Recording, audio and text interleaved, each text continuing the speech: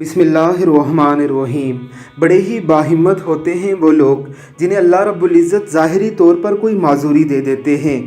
وہ اپنی اس معذوری کو اپنی مجبوری بنا کر لوگوں کے سامنے ہاتھ پھیلانے کے بجائے اسی معذوری کے ساتھ ہی اپنے اوقات اور اپنے کاموں کو ایسے ایڈجسٹ کر لیتے ہیں کہ دنیا کے لیے ایک مثال بن جاتے ہیں، ہزاروں لوگوں کی انسپائریشن کا باعث بن کر انہیں کسب معاش کرنے کی موٹیویشن دیتے ہیں۔ ذرا ملیے اس شخص سے، یہ ظاہری طور پر تو معذور ہے لیکن یہ وہ تمام کام کرتا ہے جو ایک کسان کر سکتا ہو۔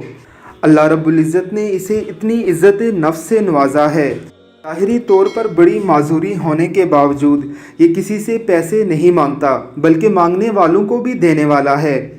رسول اکرم صلی اللہ علیہ وسلم کے ایک صحابی رسول جب آپ صلی اللہ علیہ وسلم کے پاس تشریف لائے تو آپ سے مصافحہ کرتے ہوئے آپ نے محسوس کیا کہ ان کے ہاتھ مزدوری کی وجہ سے کافی سخت ہو چکے ہیں۔ آپ صلی اللہ علیہ وسلم نے ان ہاتھوں کی تعظیم کی، انہیں پیار کیا اور فرمایا کہ الکاسب حبیب اللہ، محنت کر کے کمانے والا اللہ کا محبوب ہے۔ آپ صلی اللہ علیہ وسلم کا ارشاد گرامی ہے، بہترین روزی وہ ہے جو ہاتھ سے محنت کر کے کمائی جائے۔ اللہ رب العزت کی کروڑوں رحمتیں ہوں ہمارے اس بھائی پر، اللہ رب العزت اس کے لیے آسانیاں پیدا کرے۔